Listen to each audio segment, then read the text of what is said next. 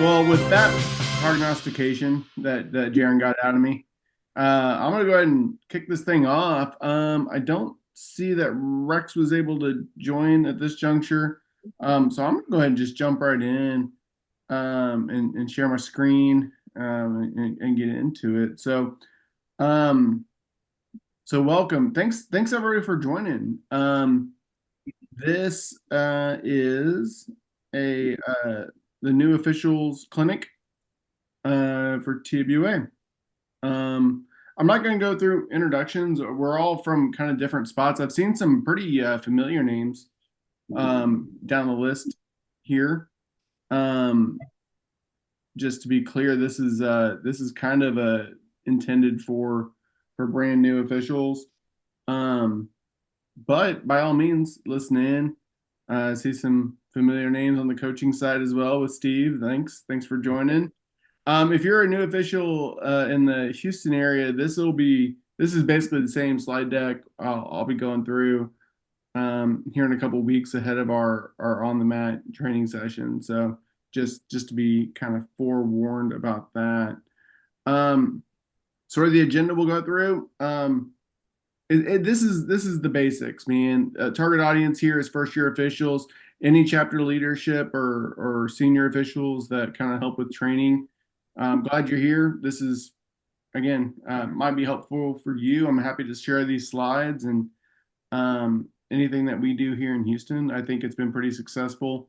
The big thing that we do is our on the mat training event, which is at a JV tournament, which we do. It's live wrestling, but we also have folks, on hand, like state tournament officials to coach up our new officials. So I think that works really well. And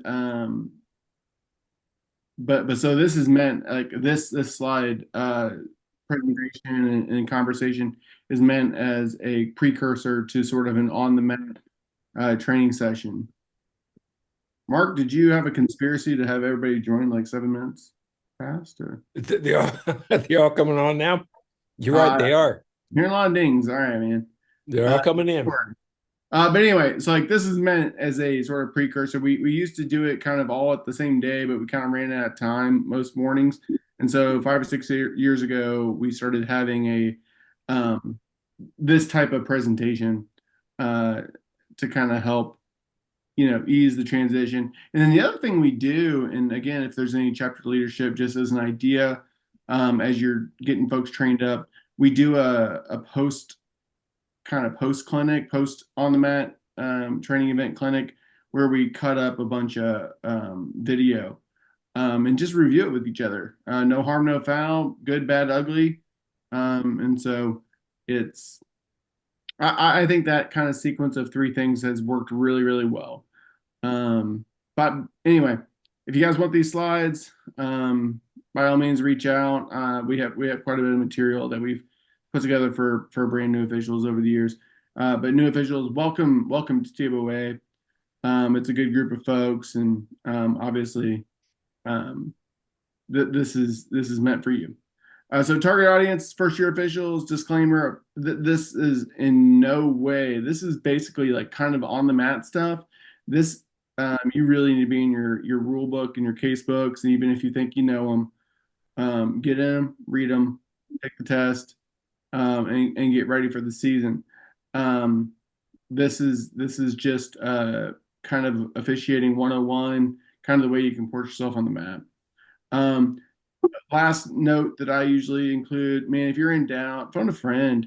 There's going to be senior officials in your chapter ready to help you out. Gabriel, you got something? All right. Um, hey, reach out, man. I would say of the folks, especially like at a state tournament level, we're all just there. We're geeked out, ready to talk wrestling with each other. And there's very few times you're going to text or call a fellow official and they're going to be say, "Hey, I don't have time for you." No, they're going to be ready and willing to help you out and talk through a situation, no matter what it is. So this is a little bit about me. Like I said, I think in Houston, like we at least try to. Uh, so I'll preface this saying, I started officiating in mid Missouri, where they paired me with a second year official to get trained up. That didn't work out great in my early officiating career. One of the things I think here in Houston that we do well is pairing, basically getting our state tournament officials on the mat with our very new officials. So if you're kind of looking for a way to think through that as a chapter, again, reach out. Happy to help. But you know, I just only want to say I have a little street cred going into this conversation. Um, our big golden night, and by all means, if I could deputize Mark, maybe like keep an eye on the chat for me because I don't know if I'll see it pop up while I have a screen share. Put stuff in the chat. I got some polls that we'll put up. Please, this should be interactive. But our overarching goal as a new official, it's like take you from being that official on the mat, or pardon me, the wrestler on the mat, the coach in the corner, or the official or the fan in the stands, and get you to think about wrestling as an official. Um, all other of those three categories have a vested interest in the outcome of an event, a match, whatever, right? As an official, you're kind of that you're that neutral arbiter of the rules, and you need to think about it that way. There are gonna be some close calls, and you're gonna miss some, and that's fine, whatever. But you're not gonna have that slant of like, oh my gosh, they're out to get us or whatever, that you might have in some of these other contexts. So it's awesome that you have that experience as a wrestler, as a coach, as a fan. That's going to serve you very well. But it's a matter of just like kind of switching that mindset of how do you start blowing the whistle, wearing the stripes in the middle. Because you have a lot of decisions to make. There's a lot of decisions to make that you never had to think about before. So that's kind of our overarching goal in thinking about things tonight. Officiating distilled. This is kind of the way I think about it. I don't know that's 100% the best way, but I don't know. I think it's worked over the years. I think kind of as an officials, we have three fundamental jobs. Number one is ensure the health and safety of the event. Honestly, if everybody goes home healthy and safe, I think we've at least satisfied the very bare minimum of what we're trying to do. Our second thing is to make decisions. Was that a takedown? Was that an escape? Was that a reversal? Et cetera, et cetera. Got a lot of just decisions to make moment to moment during a match, during a duel, during a tournament. And then the last thing is communicate information. So even if you're making all the right decisions, if you aren't communicating that information effectively, and we'll talk about this a little bit more as we go along, you're really not getting the job done. And so again, you see a takedown, well, but if you don't actually get the points up, get the information communicated to the table, well, then we've only done kind of half a job there. So we really need to make sure we're communicating information clearly and effectively. That works with both our visual, verbal signals during a match, at the table with coaches, all those kinds of things. It all plays into doing officiating effectively. So, yeah, any questions to this point?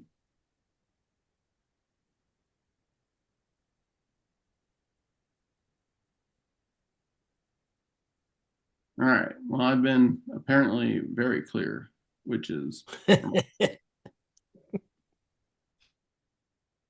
right. So, A few administrative items. Some of the communication things here at the top. I use these slides with the Houston chapter. So some of this is kind of specific to there, so I won't really talk about it. I'll skip to the second bullet point: attitude and use of feedback. To me, and I think some of our senior folks that are on the call would probably back me up on this. Is there are kind of two folks who really kind of struggle, who are both new officials and veteran officials. One is folks who just don't commit to knowing the rules very, very well. There are going to be coaches who know the rules, especially well. You need to be the person in the gym that knows the rules better than anybody else. And if that's the case, this is a pretty easy fix. Take part one until you get 100. Get into the rules, read it, reread it. Make sure you're in here. I'm right here. They work together. Rule book, case book. Make sure you're understanding both the letter and the spirit of the rule. That's an easy one. And then the second are those who are kind of unwilling to accept feedback. If you're stepping into this and think you know everything as an official because you were God's gift to wrestling on the mat as a wrestler, or whatever, just please, it's really a different mindset. And so check the ego at the door. Listen to folks who've done it and done it well. Officiating is actually very different from being a fan, a coach, or a wrestler. So I would offer those two items as ways to think about how you're approaching being a new official. All right, pop quiz. Here's where I gotta figure out how to do my polls.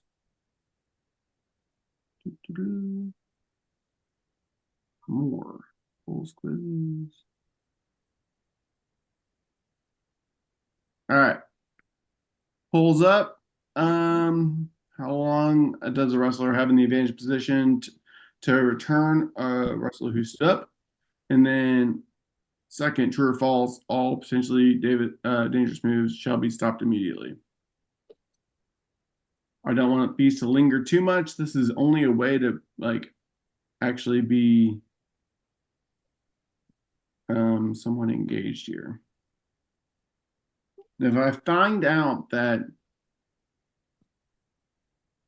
how long does a wrestler in an advanced position have to turn a wrestler to none? Verlin, if you don't mind, if you could mute yourself. And all right, guys, I'm going to close this. 3, 2, 1. -1, -2. All right, ending poll. All right, I'm going to show the results, and then I'll go to the very next slide here. Okay, so on the first question, guys, this is literally just like whether you're right or wrong. This is just kind of the point of making sure you're in the rule book. Okay, I love you, and we get to talk tonight, I'm sorry? right? Baby, why you want to go? Because I miss you. I miss you too. I got him muted, Paul.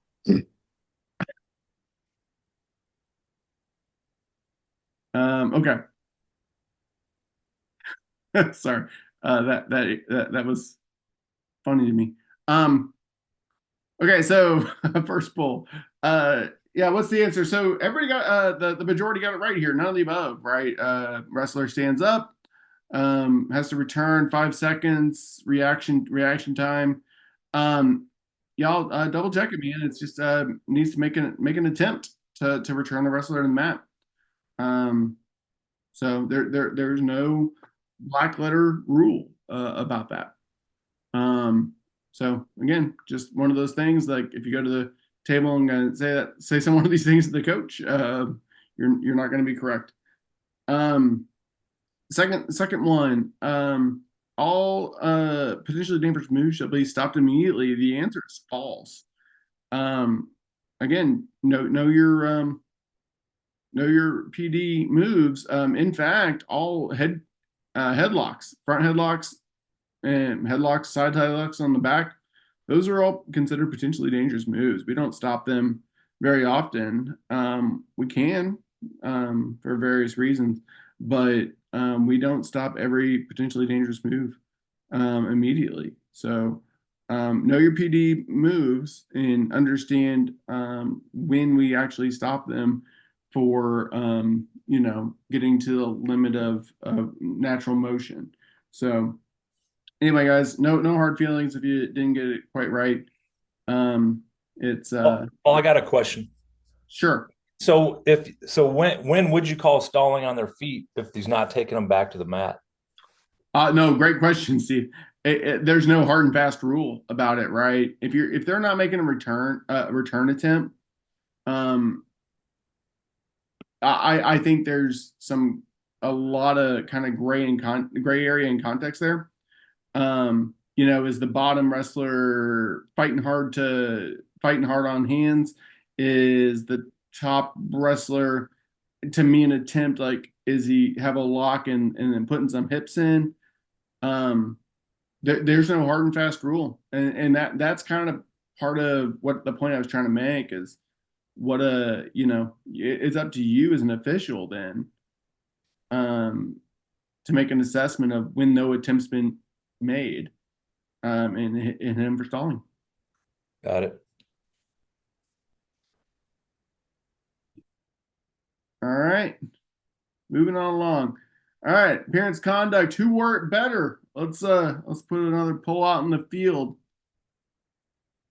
One of our models is on the call tonight. Let me see if I can find this one.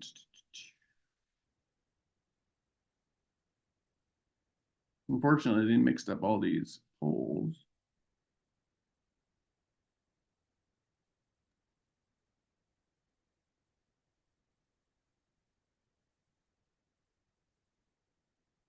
All right, there we go.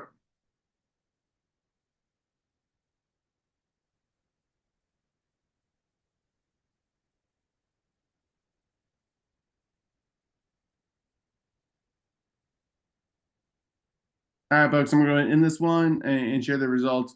All right, the majority are on the right spot.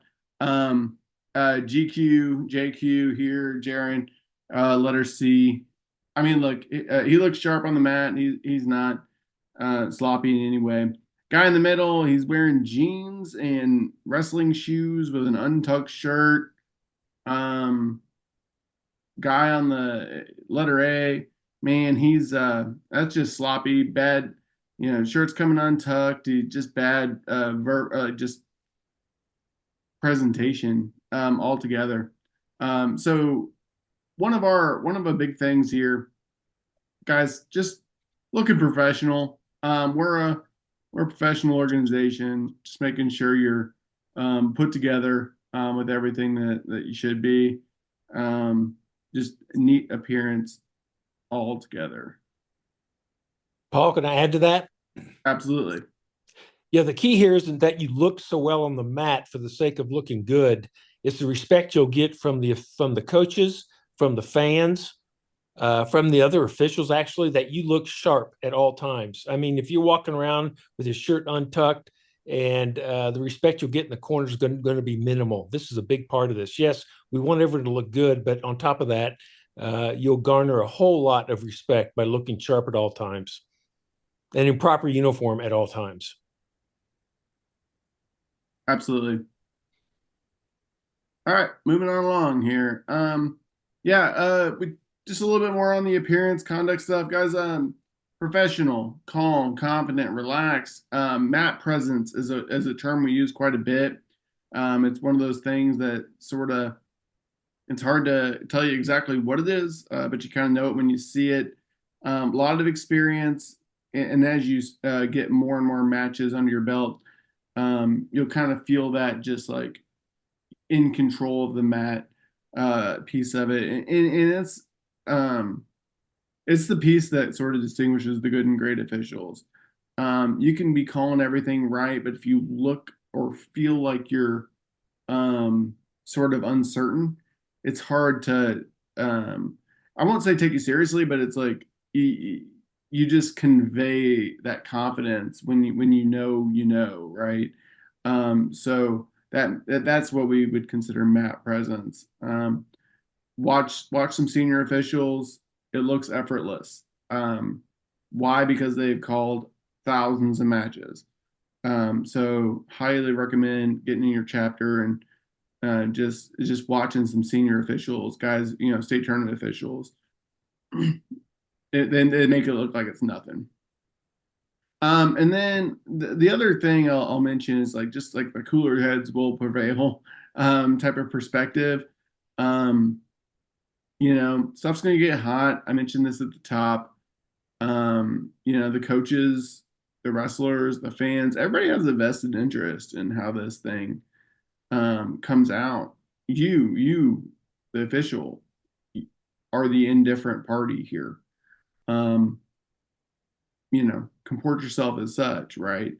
You're the only one that's there to just kind of neutrally make sure everything goes on safely and fairly. And that's it. I mean, be calm. Things are going to get hot. Hopefully not too much in the JV gym early in your career, but nevertheless, when you find yourself in a contentious situation, please make sure you're trying to keep your head on yourself. Tobacco, y'all, just don't, please. Like that's a thing that comes up, and it's not a good look for us. I don't know if Rex ever joined, and if he did, he probably has plenty of. Rex, do you want to say something about that? Yeah, appreciate that. Yeah, tobacco obviously is an issue that we have with officials and coaches, right? And it's really uncomfortable.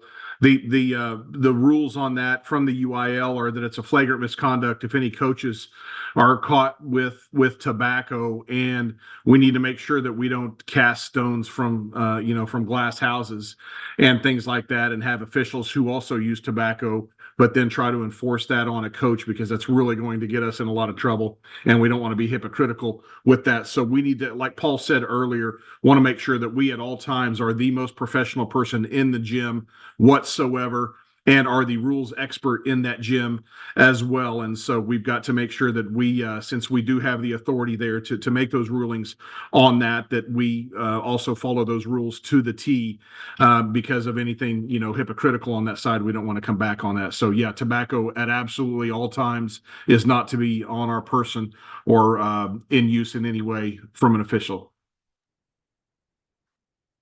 Thanks, Rex. Appreciate that. Okay. Couple other things. Focus on your mat. Don't be scouting talent in the stands or any of that nonsense, or when the oohs and ahs happen. It's almost instinctive to look and see what happened, but please be sure you're focused on, because like as soon as your focus deviates from what's happening on your mat, that's when something stupid happens. So please, on your mat. Sweetie, what's up, girl? Yeah. Sorry, I'm need to open some pickles, apparently. That we made. We did make. So understand. Yeah, come here. Take them to mommy. Thank you, Daddy. Oh yeah, let Mom open your pickles. Okay, can mommy do it? We tried. Sorry, guys. Paul's having trouble with a jar of pickles, and needs to send it to his wife to be able to open the jar of pickles, because Paul is from Missouri, and we'll leave it there. Yeah, we'll leave it. Yeah, from Missouri. Okay. She was sent for a towel at least, because they're all silvered. Understand again that you guys are always in control of the match, guys. Wrestlers, coaches, fans, everything in that gym, that's under your purview. Again, read the book on this. Y'all are in control. We don't need to exercise that control unnecessarily. It's not something that we are happy to do or anything like that, but understand that you're Okay, you're gonna just have to have something else. Oh, Paul, just get your wife to do it. She can. Sorry, sweetie. Go to mom. She'll take it. Unreal, Paul. I think of pickles if you can't. This is the absolute worst thing that could have happened during this presentation. Bye bye. All right, bye. Glad this is the new official training and not an opening a jar of pickles training. Wow. This All is right. too, All right, Mark. Can you cut that? Or And Mark, all right, guys. oh, look at that, Chris. I love it, Chris. In the chat. Chris posted a link on how to open a jar of pickles. I'll check that later. We made some homemade pickles, and they just, dude, the jars are on there pretty good. Anyway, Yeah. for fuck's sake, we're gonna move on. I hope. Maybe. All right, I'm gonna throw another poll up to like at least defer some attention from myself. Crying out loud. All right, which poll is this?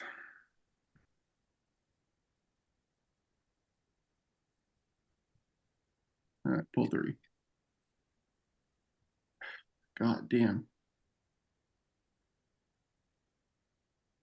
All right, folks. Whistles. If you haven't bought yours already, everybody vote here.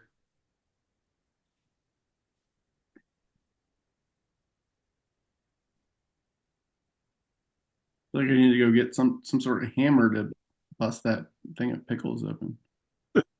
Chris posted a great video, Paul.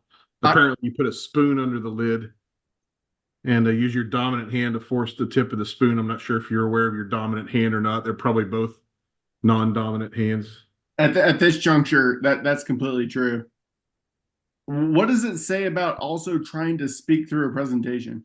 All right, I'm gonna end this poll. All right, guys. Hey,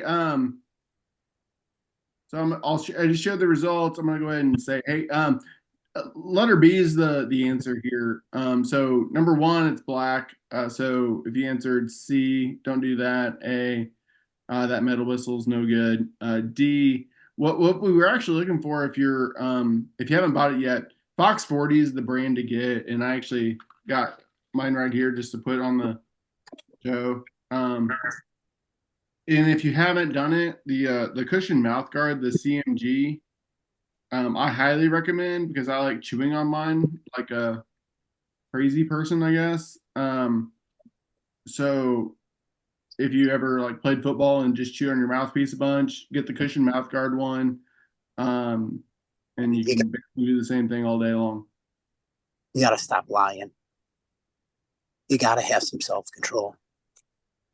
No self-control. I'll chew on that thing all day long. I go through a few a year. All right. I don't know. I see some other stuff in the chat here. Like the pickles thing is sadly dominant. Stay around for a while. Maybe some real questions will come here. All right. Visual signals. Which is better? Let's we'll throw a poll up here.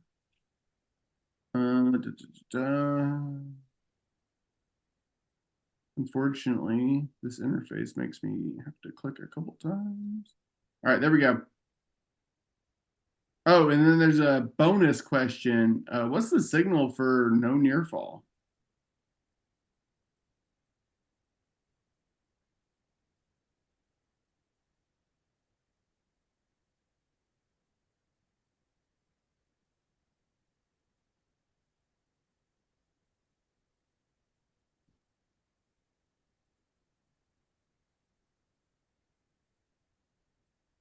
All right, it's apparently been 35 seconds in. We wasted 35 seconds on pickles. So I think at this point, 3, 2, 1, -1. All right, I'm gonna end this poll. All right. Okay. So here it is, guys. In terms of which is the better visual signals here, B is the better signal here, really. It's high, it's above the head. Everybody can see it no matter where you are in the gym. In A, the problem here is he's throwing it off. He's throwing it off to the side. It's almost kind of nonchalant. Kind of looks. It's kind of unprofessional. And this guy, I don't know who he is, but I use him quite a few times as my whipping boy in this presentation. The other question, what's the signal to indicate no near fall? Wow, I'm actually a little disappointed here, folks. Check your signals in your rule book. The answer is nothing. Nothing. If you count one and then there's no near fall awarded, there's absolutely no signal to go with that. So. Yeah. They're good. I don't have a problem. What's that? No, I think I can. Mariah does not have a problem. Oh, my bad. Oh, okay, good. I'm glad. The one homework I'd give y'all is, I didn't share the results. My apologies. The one homework I'd give you guys, practice signals in the mirror before you get on the mat. See what they look like, see what they feel like to be, up in the right location. Look at what this guy's doing here on the left, where it's way out to the side versus up above your head in a good location. So practice everything in the mirror.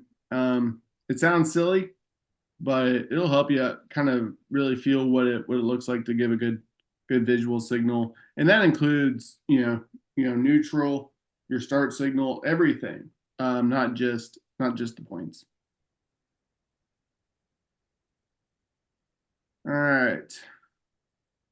So verbal signals. I actually changed this slide earlier only because I had to change 2 to 3 for a takedown. But good guidance, guys. Always give your verbal signal with a visual signal.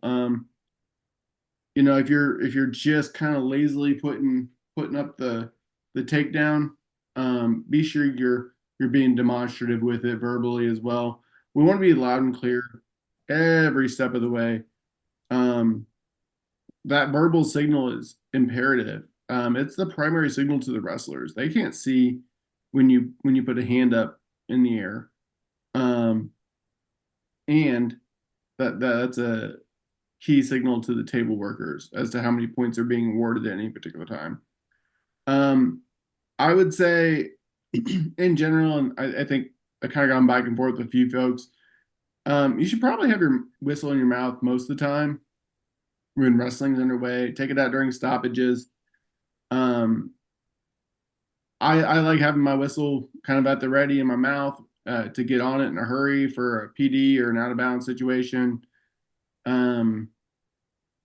My homework to you would be practice kind of giving your verbal signals with the whistle in your mouth. Being able to say, "Hey, one escape green," while your whistle's mostly in your mouth. Honestly, I take it out most of the times just to be clear and loud, but no harm in kind of practicing what that's like, because when you're especially in near fall situation, you might need to be having that whistle in your mouth because you're counting points. And Lord knows we've seen a new official, more than one, blow the whistle by accident while counting points, halfway through a near fall situation. But you also, you could be in a fall situation pretty quick and being ready to blow it and slap the mat. So just something a tool in your toolbox for sure. All right. Any questions at this juncture?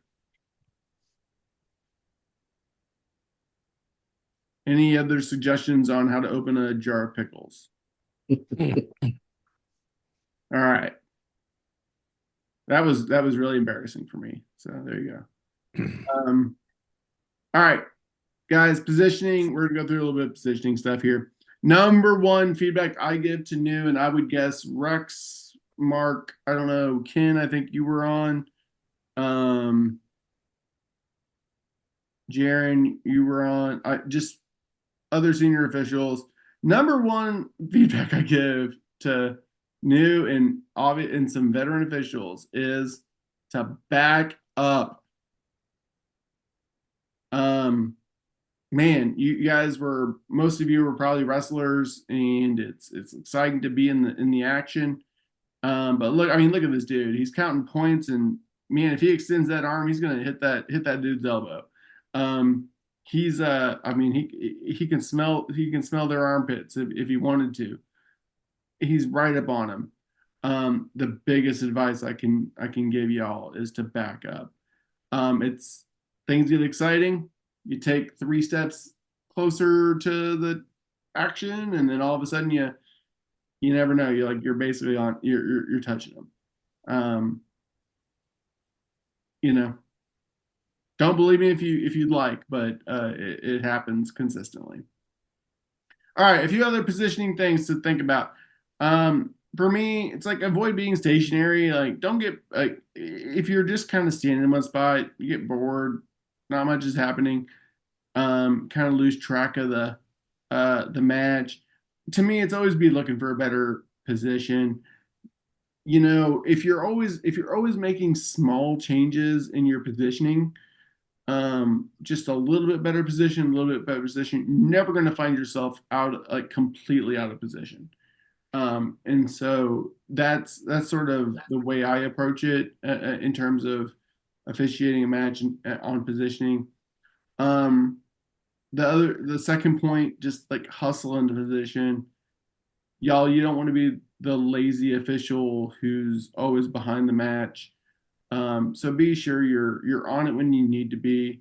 Though I will say, if you're doing number one, that first bullet, you're probably usually in pretty good spots. Point 3, this is going to be something that you sort of get a feel for with more experience, and as you see more matches, is to kind of anticipate. Most of you guys, again, officiated, coached, you were a fan. Somehow you've been in the sport.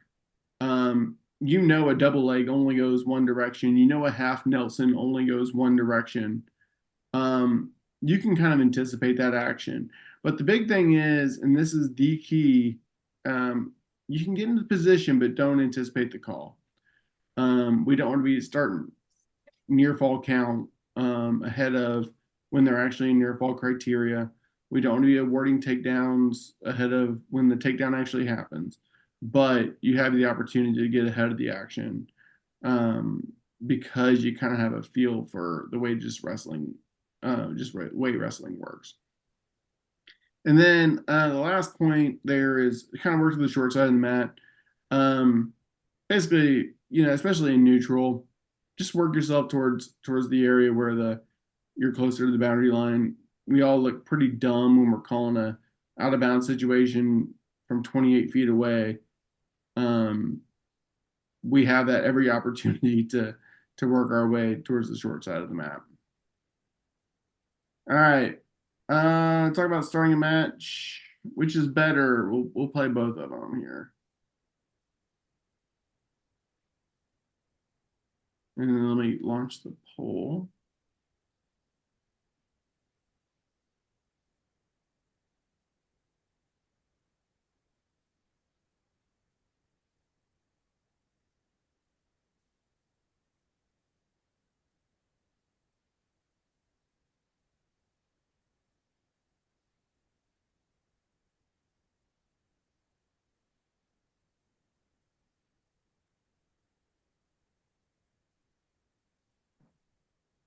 All right, we got most of them in the poll. Share the results. All right, I can't remember. All right, I'm gonna come back to this here. So guys, look, B is the correct answer here. And I'll play A and show you. Well, actually, let me play B first. So we got a situation here where we got an official. This is Jaron Quincy. He was on earlier. He's in close, quick start, but then there's still the allowance for quick shot. He's in, he's out, quick, no problem. Like this is textbook, honestly. No false start. We're set, and then we're on to action.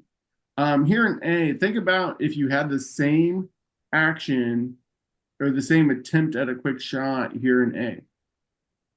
This guy's standing basically outside the 10-foot circle, starting the match. And, he's swinging his arm around. Like, there's a lot of things wrong here in panel A. So, if you're thinking about how to start the match, panel B is exactly what we're looking for. Boom, in close, start the match, out quick, and let the action proceed from there. Because here in A, we just got a lot of problems. I don't see it.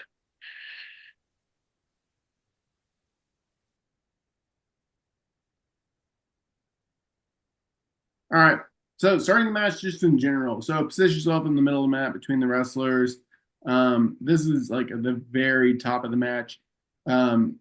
Always want to verify that the table is ready. I'm a big just like get a thumbs up from the table. Hey, y'all ready? Thumbs up, thumbs up. Okay. So now we're ready because you're going to look real dumb when you start the match and nobody's ready to start the time, start recording points. So that's on you to make sure that they're ready.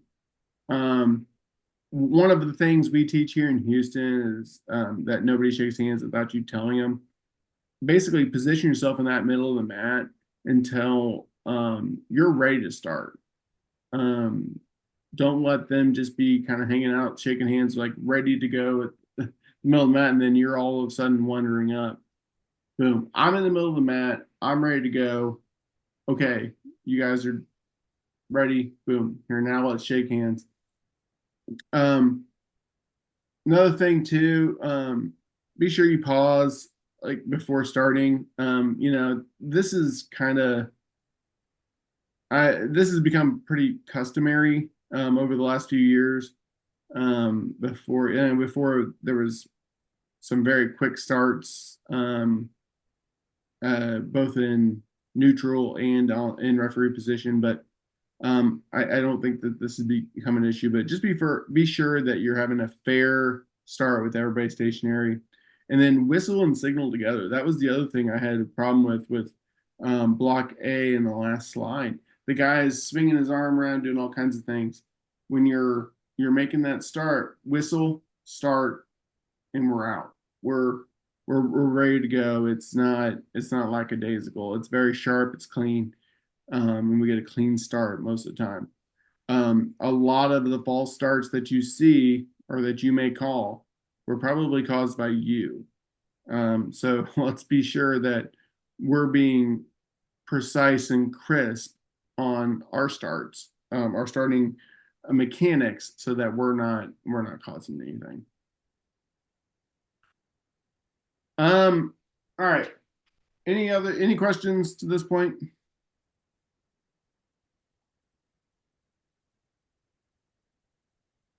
All right. All right. Positioning. I actually have one.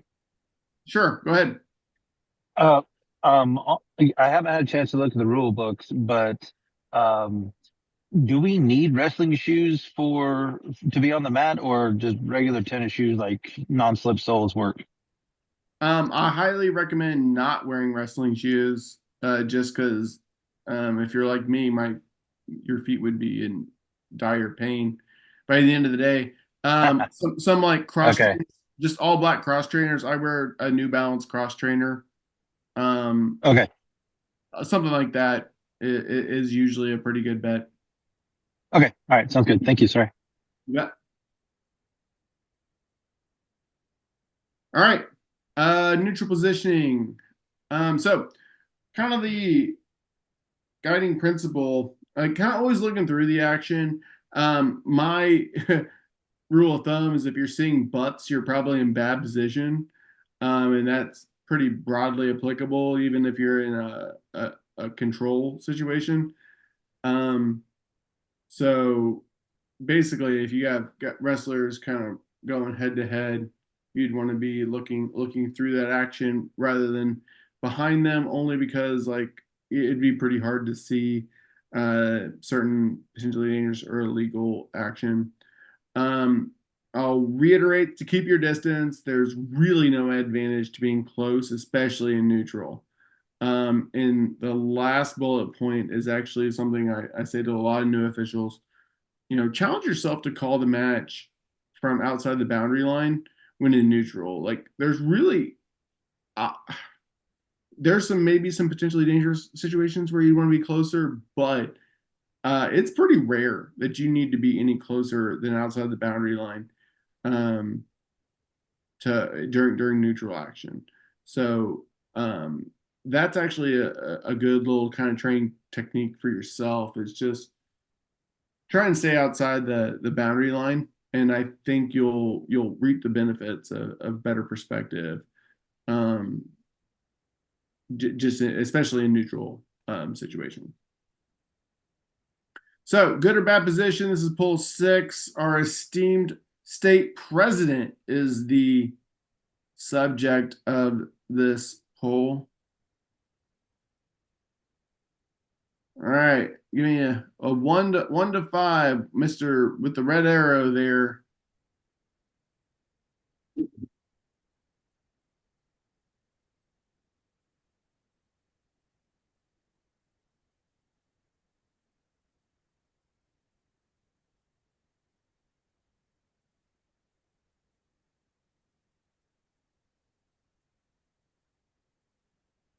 All right, 3, 2, 1. All right, ending this one. I'll share the results, guys. Honestly, I don't know if this is a 4 or 5 level positioning here, and probably a 5. Look, he's looking through the action, can see everything he needs to see. This is good position in general. So this is something you want to strive for. I mean, these are big boys. Keep some distance. We got some distance. We're being able to see any action here. This is a good position. Any questions on that? Because we do have quite a few folks voting lower.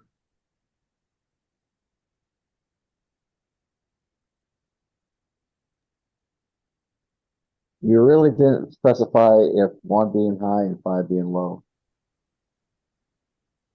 I said 1 being terrible, 5 excellent. I missed that. My bad. It looks like he can see butts though. I mean, he's looking straight through the action. And to be clear, guys, like things are going to move, right? And you can't move instantaneously.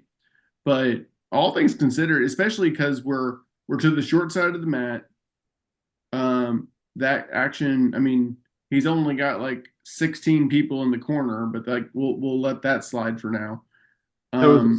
His assistant should have helped him with that. Yeah, but yeah, we'll go with that.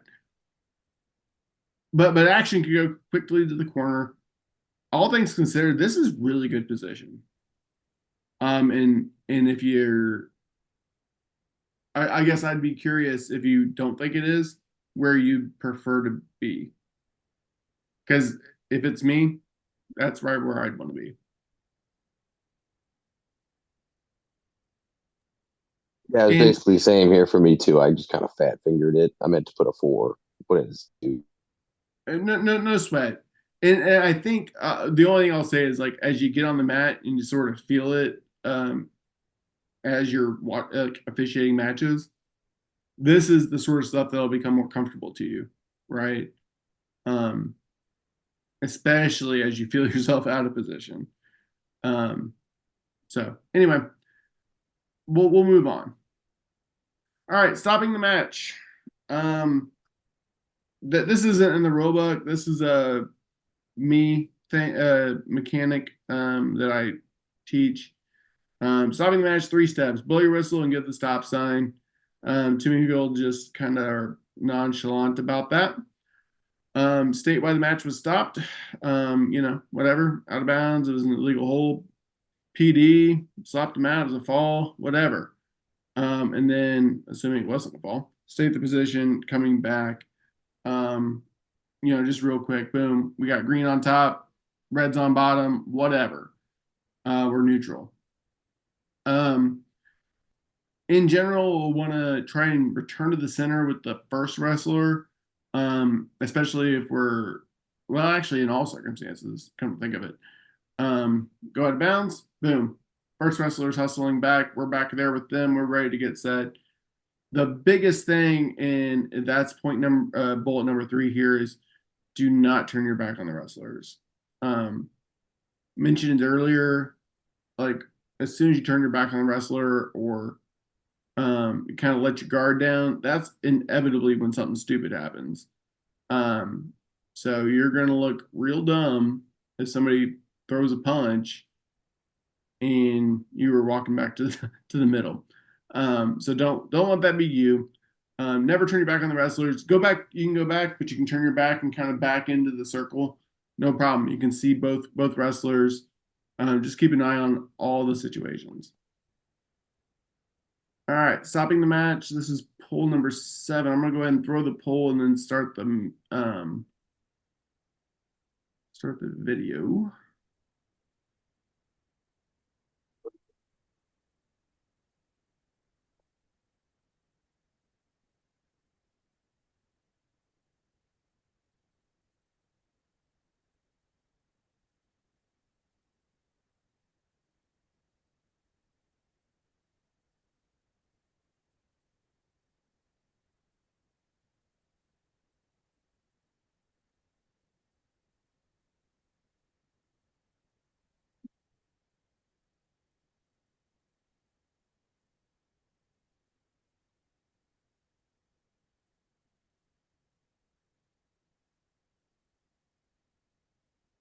Hey, Rex, did you see if did the poll actually launch? Yes. All right, never mind. I'm seeing results now.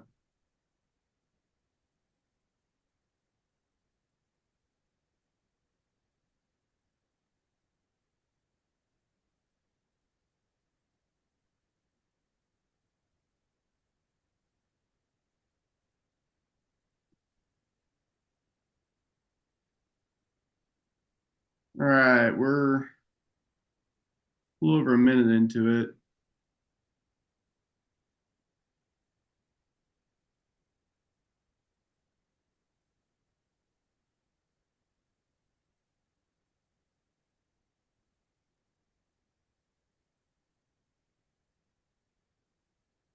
All right, I'm in the poll. I'm going to ask for a volunteer to talk us through what they think.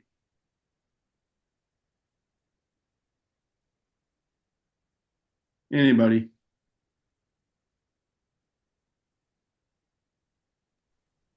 This isn't the Houston Well, crew. I would have called stalling before they even. Yeah. Good. He also turned his back on the wrestlers. Very good. Very good. 100%, Jake. That's one of the key ones here, man. He turned his back, walked right back through. Steve, completely agree with you. We probably got stalling before we even get out of bounds, but we at the very least have a out of bounds stalling call here. And Anybody I'd else? say as they moved closer to the edge, she was kind of out of position till towards the end of the video. It's just, I don't know. Paul, I didn't think the positioning was too bad when we went out of bounds. Okay. But like Steve said, like Jake said, he turned his back at the end. I think was really bad. But I thought his positioning as they were going out of bounds wasn't too bad. It's not the worst for sure. Of all the things we could quibble with here, the turning the back's the big thing. I think I agree with Steve that no stalling there is bad. My problem with if I'm gonna again, pick at it positioning wise, it's like he gets to good positioning and then just keeps walking past good positioning here at the boundary. So like for instance here, he keeps there's really no reason to keep walking towards you know the basketball court. Um anyway. Guys, I think we can all agree. Like this is pretty sloppy in general. And it's not to say that's not going to happen in your first match because Lord knows we all do some not great things, but just think about what it looks like and what the action looks like. Just as an example here. All right, stopping the match. I'm going to show a good example. This is the professor himself.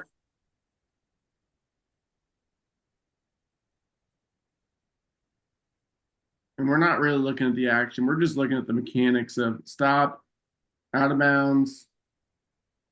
We got red in charge, green's down.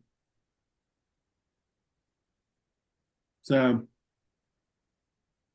again, not really thinking about the wrestling action, but just the mechanics of stopping a match here. Daniel does a really good job here. Okay, stop. We're out. Let's reset. And it's quick and efficient. So a lot to like there in that sequence. Okay, choice of position. Where are we at? We're at 8 o'clock. I have 19 text messages. Who the hell is texting me?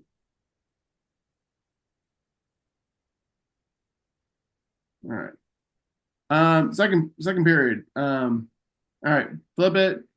Let it hit the ground. Don't try and catch it. That makes you look silly sometimes.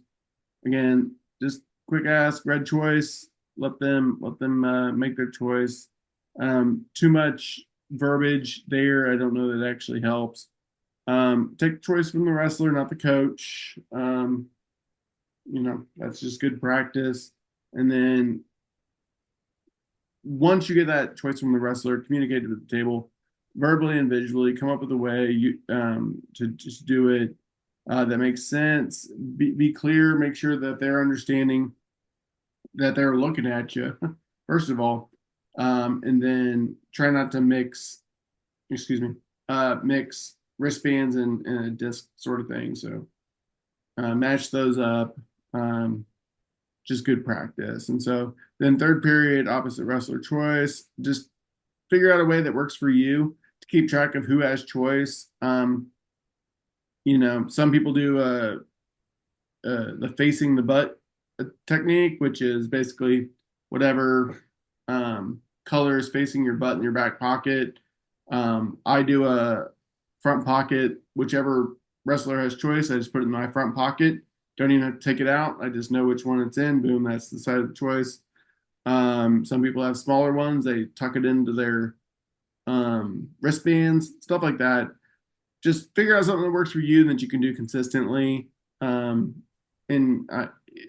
It's not a difficult thing, but it's one of those things that can make a big difference. And then I'm going to launch poll number 8 here, what is the consequence of the... Hey, Paul, can I ask a question real quick? Yes, sir. So hypothetical, it's Green's choice. Kid takes down, starts going that way. Coach says, no, go neutral. And then he's already, how long do you allow that? And the kid goes, I want to go neutral. I mean, I'm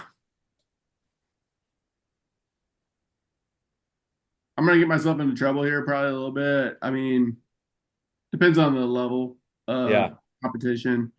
Varsity gym. If we're in the varsity gym, if the kid looks at me and says, boom, I'm going neutral. We're going neutral? We're going, man. Okay. That would be my... Yep. Yeah. You know, if we're in the JV gym, that's a little different story probably. But anyway. Appreciate it. All right, folks. I threw a poll up. A little bit different situation. So, consequence of incorrect choice. Looked through it. Basically, we're looking at a scenario. There's 30 seconds into the third period. Somebody realizes that the wrong wrestler was given choice. What happens?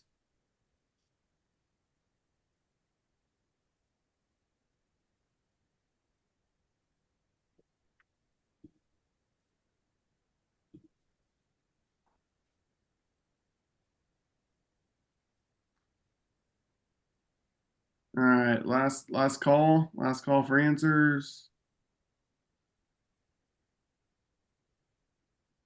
All right, 3, 2, 1, -1, -2, -3. All right, ending and sharing the results. Okay, so majority barely got it right here. So I'm gonna advance real quick to the rule on this, guys. Basically, if we have a situation where the wrong wrestler is given choice, that's bad time. That's a bad time situation. There are a few of them that exist out there. Please, please, please, as much as you can, understand the bad time situations, because man, it's a bad look when we have to re-wrestle time. So in this situation, the wrestler who should have had choice is given choice, and the time is re-wrestled. It's all considered bad time. So if it were to have happened in the second period, it's a no harm, no foul. We just switch the choice in the third period and take basically even it out. But none of whether scoring did or didn't happen, we're in a bad time situation. And I bring this up only because know your rules, man. All right, choice position. I don't think there's a poll here. Boom. This is another Daniel. Into the first period. We flip. Green choice. Green chooses neutral. We go to our whatever our system is for remembering choice. It's neutral. He's pointing right to the set, and we are back and running. Guys, that takes, that whole video's 20 seconds. It doesn't take long, okay? So get a feel for it. Kind of just, I'll play it one more time, I guess, just to go here. But just get a feel. This does not take long. You're in, you're out. Kind of get a feel for it and a flow for it, because one of the things is just like, man, when there's a lot of dead time between periods, it just doesn't need to happen. All right, moving on along. All right, referee position starts. Which is better? Let's launch this poll. These aren't videos. These are just static.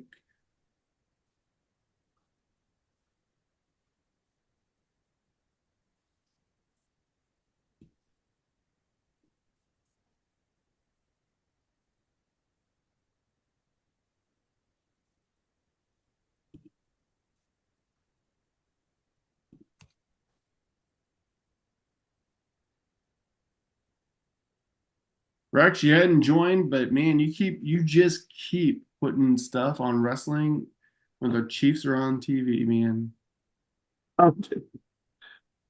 Didn't schedule this one, but I don't think the Chiefs need your help tonight. Oh, you scored. Sounds good. All right, folks. I'm gonna end this poll and share the results. Okay, so I'm just gonna say the answer is A in this situation. And the key here is at an angle. So by rule, our starting position in top bottom is in front of the wrestlers and at an angle. So here in the B panel, the official is directly in front of the wrestlers.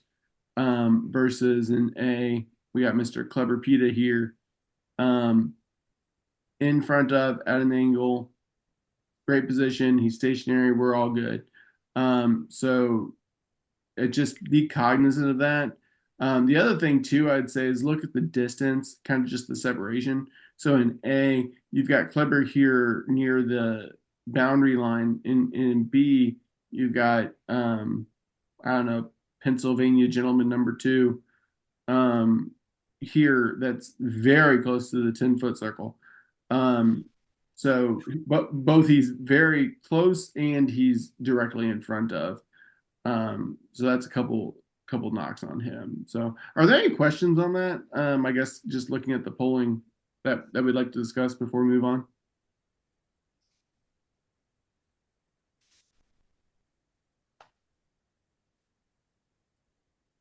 All right, moving on. All right, so referee position starts again. This is all kind of, again, very, very basic stuff, but holding the top wrestler off while setting the bottom wrestler, to me, I'm a big, just give him a kind of a stop sign while the bottom wrestler's getting set. Hey, wait. No need for anything weird to happen there. Just you be preventative on the officiating side to keep them from loading prematurely. Get in the position in front of the wrestlers in an angle. That gets back to that kind of that last set of pictures.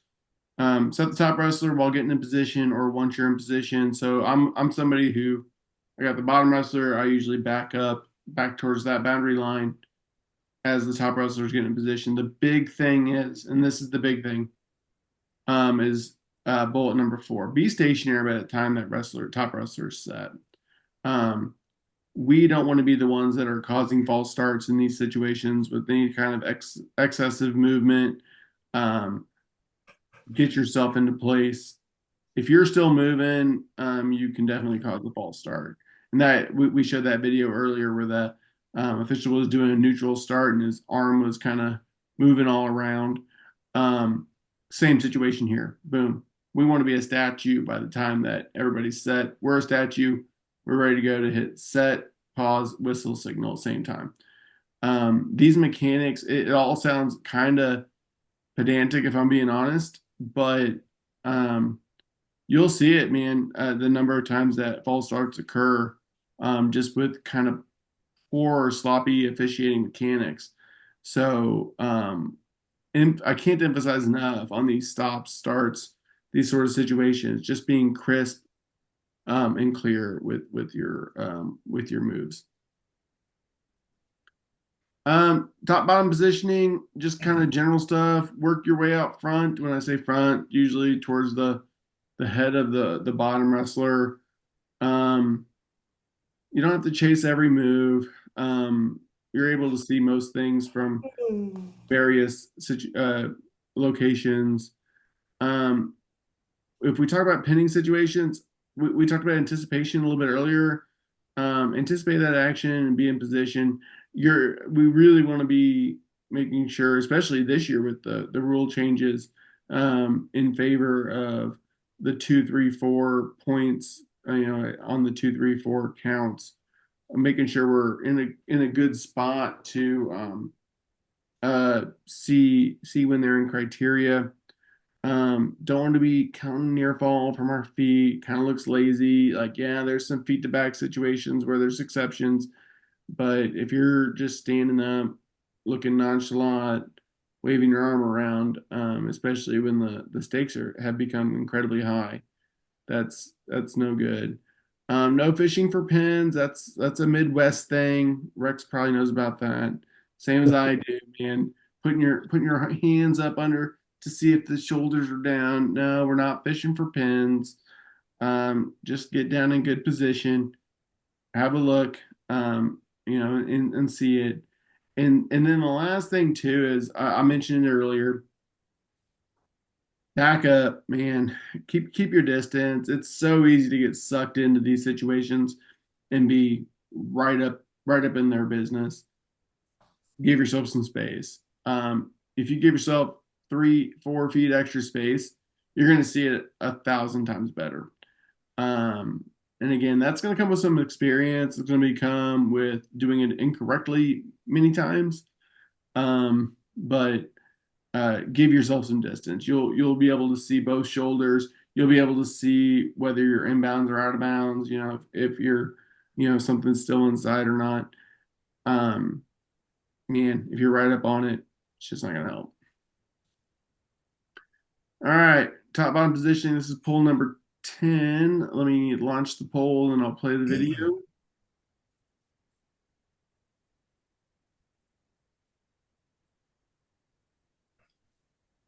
All right. This is my whipping boy for the presentation.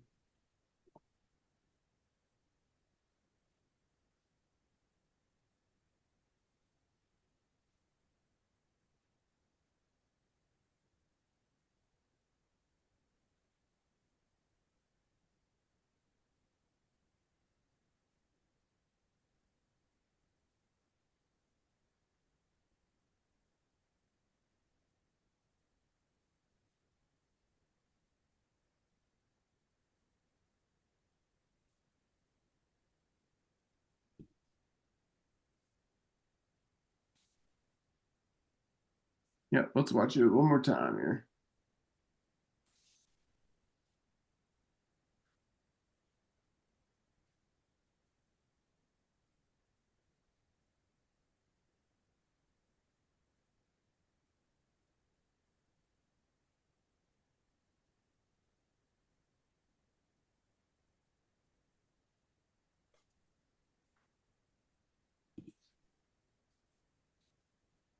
All right, one more time, and then we'll close this poll.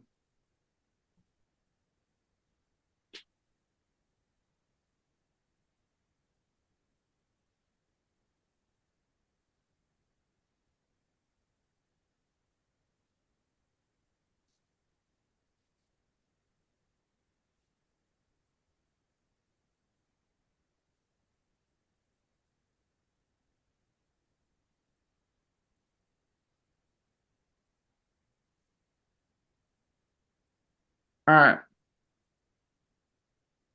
So majority here, too close. I would agree with the majority. It says he is way too close in this situation. And then is this a fall?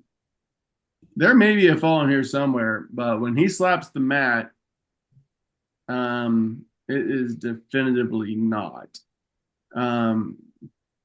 Hard to tell what's going on in there, but when he hits the mat, 90 degrees.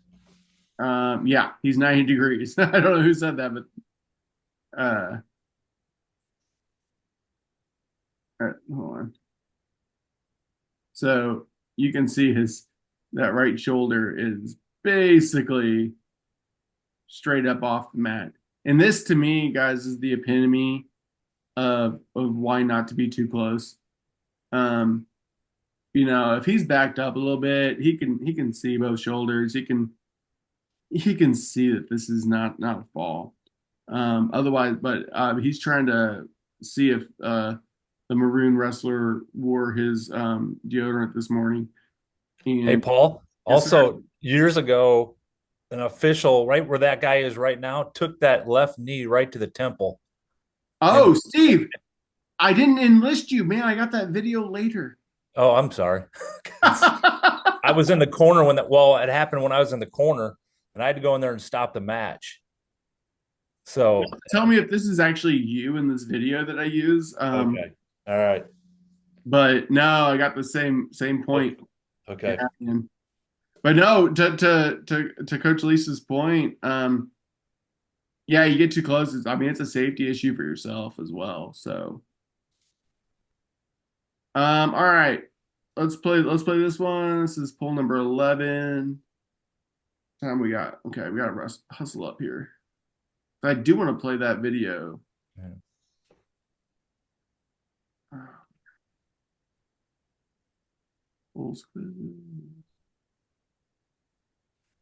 All right, What's lunch number 11? All right, go ahead and watch the whole video before you answer, unless you are like Rex and you've seen this like 6 or 7 times.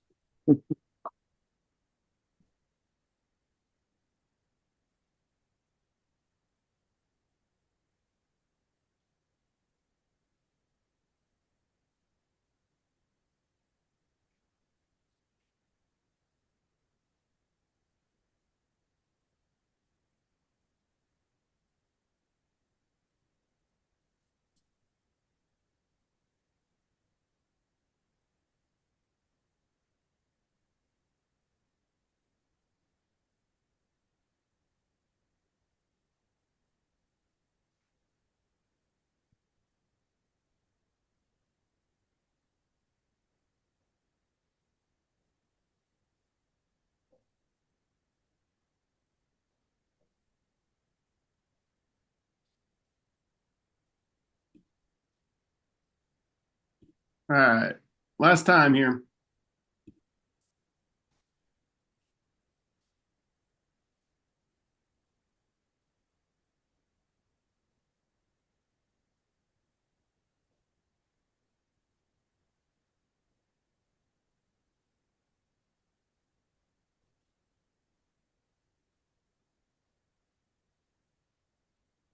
All right, I'm gonna end the poll, show the results here.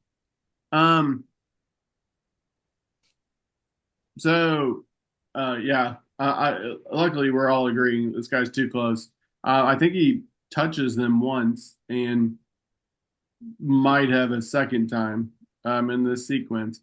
If you're close enough to touch the wrestler, you're too close. That's a pretty good guiding principle.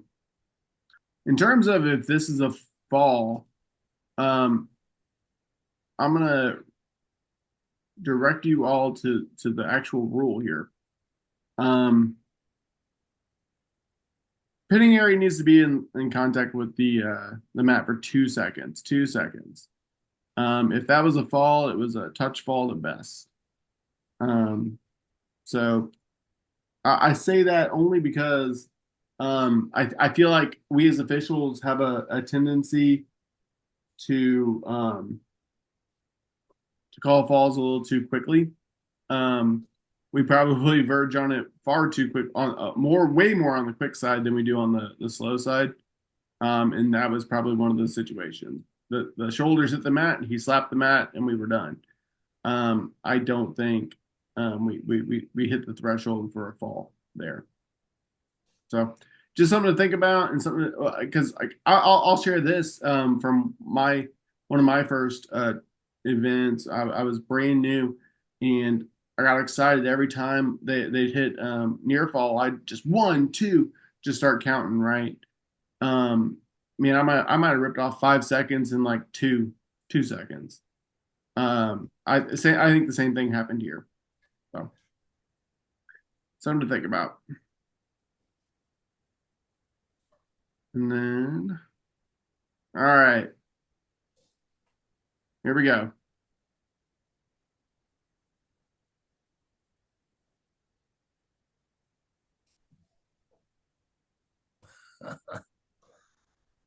Eight count. So this is the situation that Steve had talked about earlier. Official is far too close, and wrestler makes a perfectly legitimate move around the edge, with this cradle, and knee connects straight to the head. So when we say get back, it's there's a piece of like just doing good officiating, and then there's also a personal safety issue here. We've seen too many officials get kicked, punched, whatever, just like weird stuff happens when you're that close. So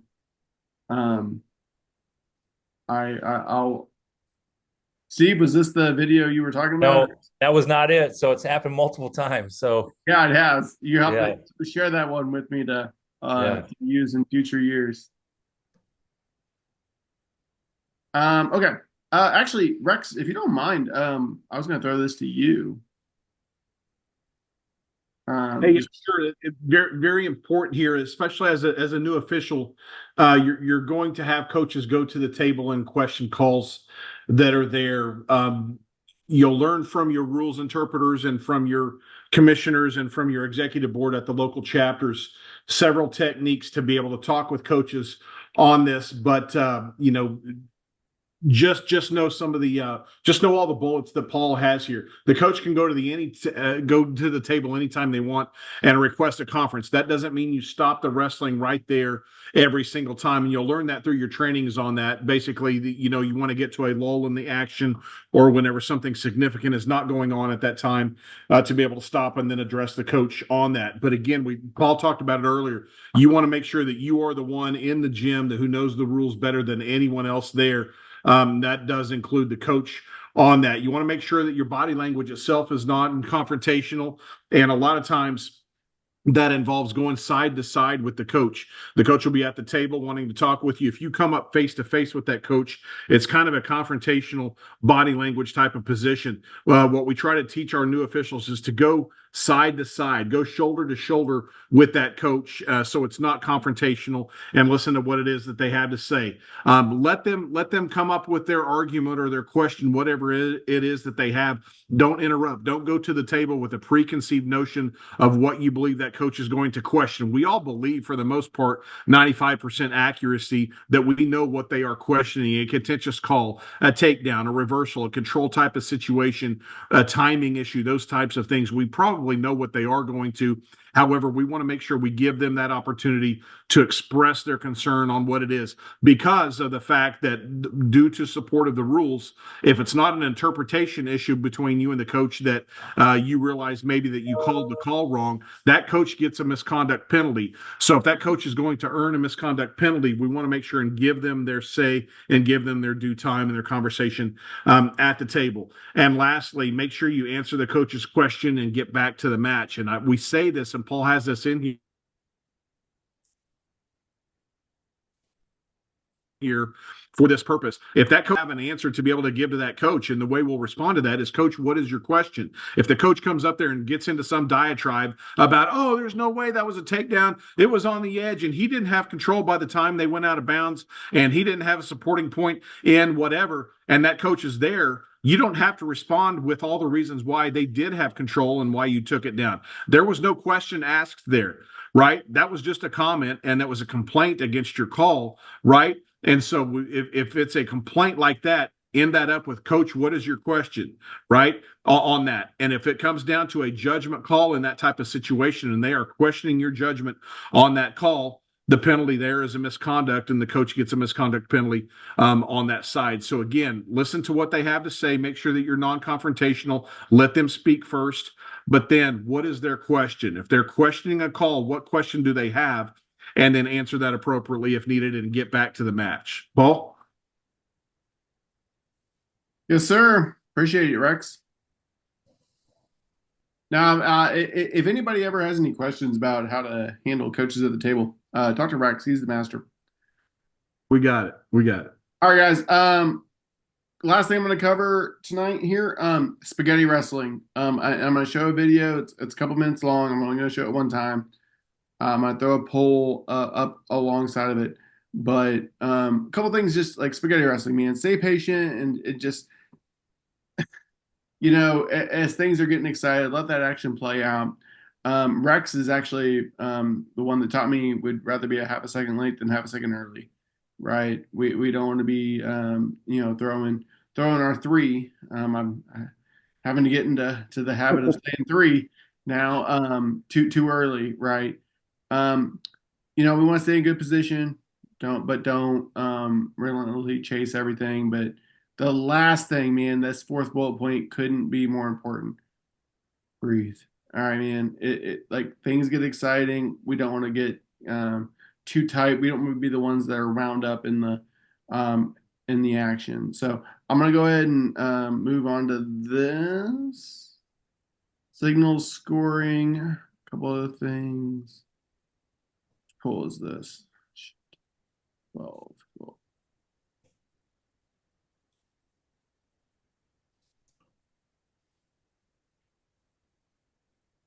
Did that poll show up? Not yet. No. Oh, damn it. Hold on. Hey, Paul, why don't you hold that poll up till the thing's done? Because on mobile devices, it blocks the video. Oh, it does? Yeah, just do it after the thing, okay? Well, it's only like a 2 minute long video, which is why I was trying to. Yeah. All right. Fine. We'll kowtow to you, mobile people.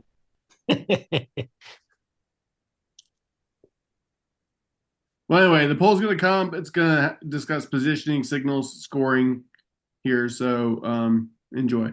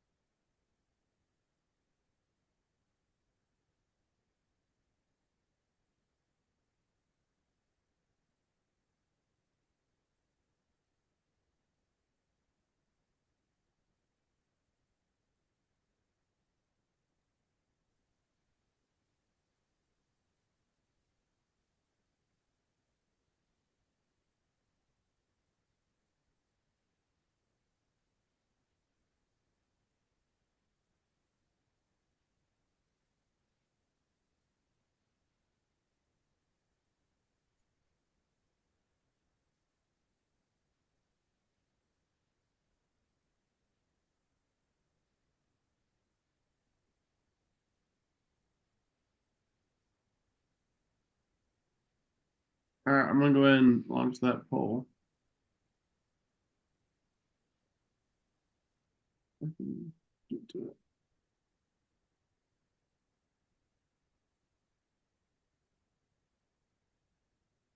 I'll go ahead and play it for the non-mobile folks.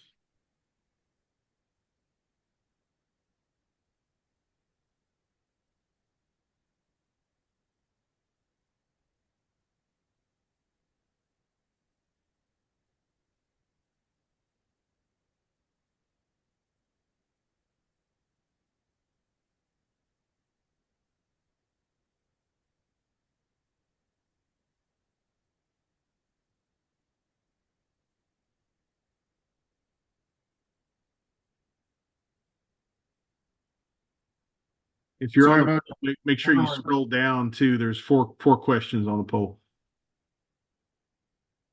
Yeah, that was my scholarly intent.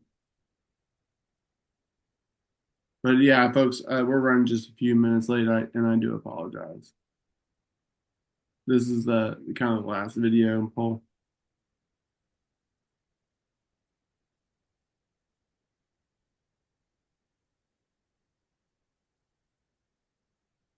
Rexy, do you mind talking through this after it finishes? Love to. Yeah, love to. Okay. This seems right up your alley. I've been there once or 200 times. Yeah, right. And all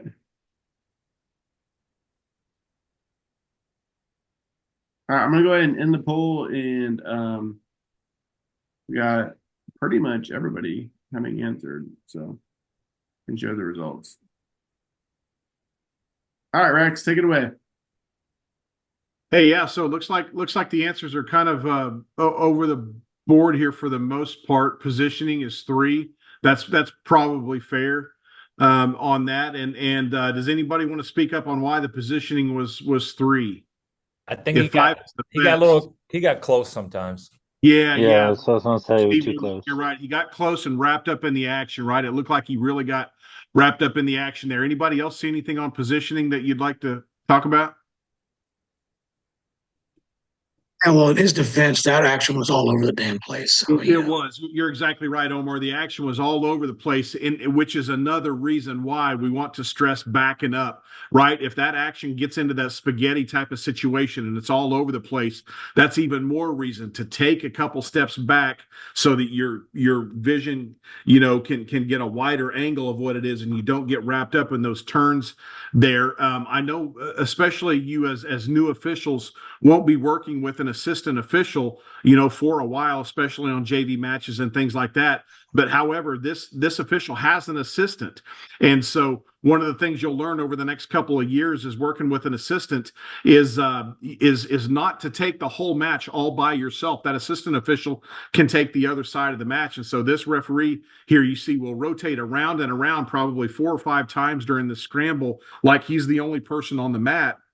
And not only is that putting him out of position as he rotates around, it's also putting the assistant out of position because that assistant has to go all the way outside the circle to the other side. You'll see him kind of come into the screen here on the left side. And so that assistant's not doing him any good because the lead official's putting him out of position by continuing to call this match as a single official. So like Steve pointed out, that official can back up a little bit, see that action, let it go through there. And like Omar mentioned as well, with the action all over the place, step back a little bit, take a broader scale on that and relax and no need to throw up those signals. Visual signals for kind of being on the upper end of that on the best. I thought even though he did wave him off, he gave a 2 earlier and it was kind of sloppy. He threw the 2 up and brought it back down and then he waved it off. But if you're going to call the signals there, make sure you get it up over your head, rotate the signals, hold it up there while you're verbalizing on that side there as well. But you'll see his no control signal there, and you'll look in the book. The no control signal is straight out from the chest and straight to the side rather than going up. That wasn't too bad. Those signals there aren't too bad. However, don't continue to flop your arms like you're trying to fly away like a bird. It's one signal. Hold it for 5 seconds or so. If you need to, drop it. Do one signal again. Don't flop your arms up and down on that. So the visual signals can be improved there. Was there scoring? The majority of us, again, I think 3/4 of us said no, which I believe is the right answer. There was no control there in that scramble situation. Let that stuff play out. If you get a takedown, it's going to be obvious that you get a takedown. What is a takedown? A takedown is control on the mat beyond reaction time. Those 3 things have to happen. And so be slow on. We're not calling college here, so we don't have riding time on this. Like Paul mentioned earlier, be a half a second late rather than a half a second early. Watch that action go. And if they don't demonstrate control, there's no takedown on that. So I think in this scramble situation, a great scramble and a no call here is the best. Was there a stalemate? Again, almost a 3-to-1 or a 4-to-1 ratio on no stalemate there, which again, I believe is the correct call because there was action all through this. They never settled. They never got in a lock where neither wrestler could improve. They were still trying to roll around and let that action. I mean, this is what wrestling's all about, right? Is these kind of scramble situations to determine control. And if you're going through 2 minutes of this and you come out with a 0-0 score after a period, man, you had a hell of a period.